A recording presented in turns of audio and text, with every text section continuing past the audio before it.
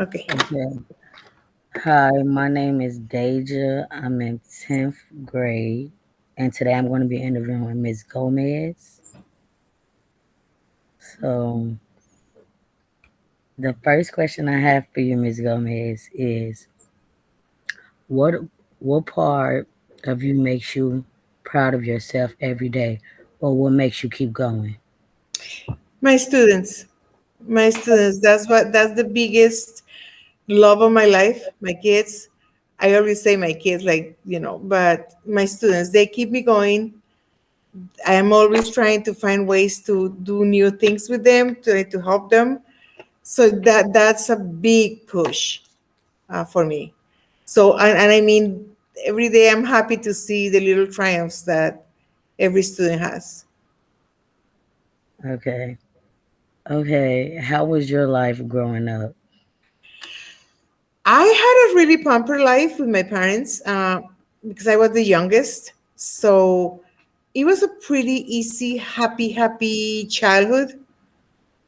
It just got difficult after I came to the United States and got married. But before then, I had a really good, easy childhood. I was privileged in that sense. Okay. What do you want to see all your children achieve in life? Well, I would say more my grandchildren because my children are already grown and they're all married. Mm-hmm. But I just want them to basically love what they do. I don't care what it is. If you love being a carpenter or a plumber, then that's fine with me. Just love what you do. And that's what I want to see them achieve, basically to have a life that is not as difficult as mine. I mean, it was difficult. I had some hard times here in the United States, but they had the advantage of speaking the language and being citizens. So I hope that they will get to do whatever it is that they love to do, and be successful at it. And just do your best at whatever it is that you like to do. Okay. What if you want to see change your community? What type of change do you want to see?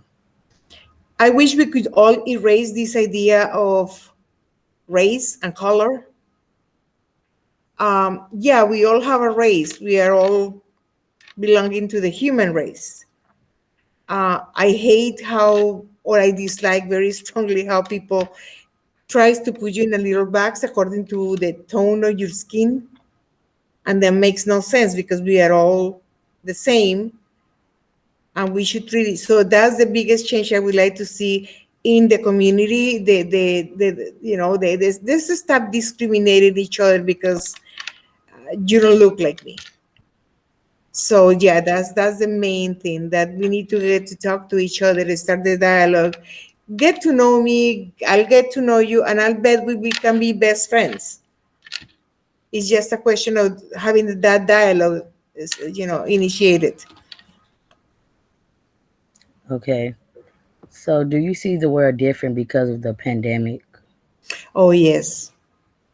um and not in a good, well, in some ways it was good because it made us more reflective. It made us appreciate what we didn't have during the pandemic, like going out and going to the park and walking around, and going to a party, celebrating, doing barbecues, all of that.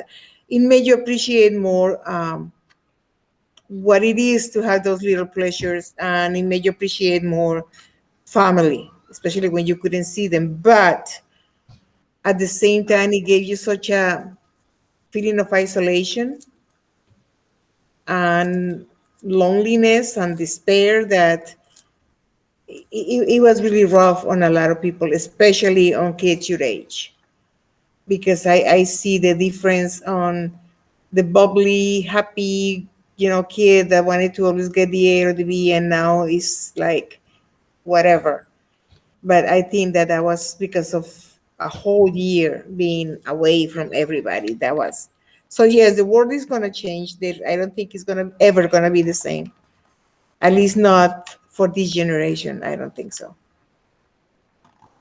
Okay. So, has the pandemic ever impacted your life or a loved one? Well, thanks God it was not in a lethal way. Yes, my daughters are all first responders, so I had two of them that are a nurse. The other one is um oh God, I can't think of the word, but she works with the you know the hotline, and both of them got COVID. So since they got COVID, the whole family got COVID. Thank God I was not affected, but it was really painful to see them struggle through it and to see them, the pain and all the issues that they had because of COVID. So in that sense, I was affected.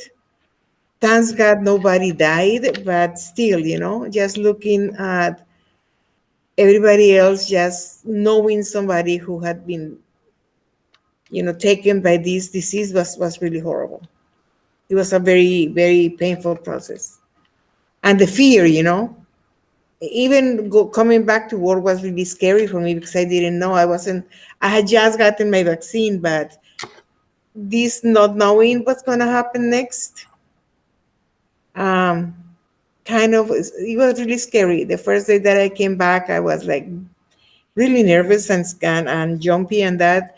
Now I'm used to it. I feel safe, but yeah, I think it affected everybody, and not in a good way. Okay, so do you still see someone in your life as a role model? I hope that I am. I think I am. I mean, as a teacher, I am naturally. I mean, I try to behave the way that I want my students to behave. I try to not give a bad example. So yes, I'm definitely one of the role models that you guys have. I put myself in that position, and I try to do the best I can to give a positive message from my position to the way that I can touch your lives. Okay, this is the last question. Have you ever experienced racism in any kind of way? If so, how did it make you feel? Oh yeah. Oh, absolutely.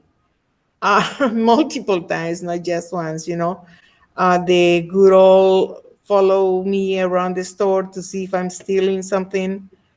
The good old you should go back to wherever you came from. Do you speak English? Kind of people talking to me that way. Um, Multiple times. It just at first, the first time that happened, it was at a jewel store on Lawrence and Pulaski. I'll never forget that day. This lady followed me throughout the whole store. I was buying some candy for my students. I was a teacher already. And then she accused me of stealing.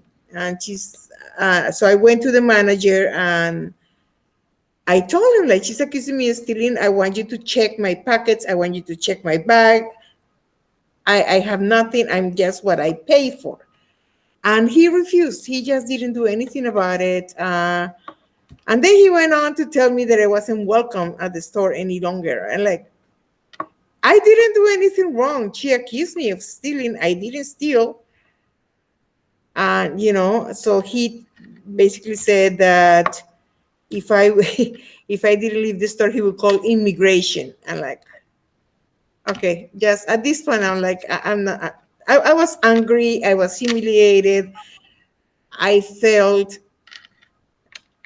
it was such a humiliation. It was such a sense of humiliation. Like you're so belittled that I mean, I felt like a roach, and these people were gonna just step on me. It was horrible. That was the first time. I guess I wasn't used to it, so it really affected me a lot. Later on, again, I was discriminated. Another store, they followed me all over the store. The guy, I was grabbing some stuff. One of the securities comes up to me and asks me if I have money to pay for this. Like, yes, I do have money to pay for this. Um, the rest is like the little incidents as to do you speak English or they speak really slow to you, like you are, you know, I don't know, some kind of person with a problem. So yes, it makes me really angry, sad, and it makes me feel so small, so small.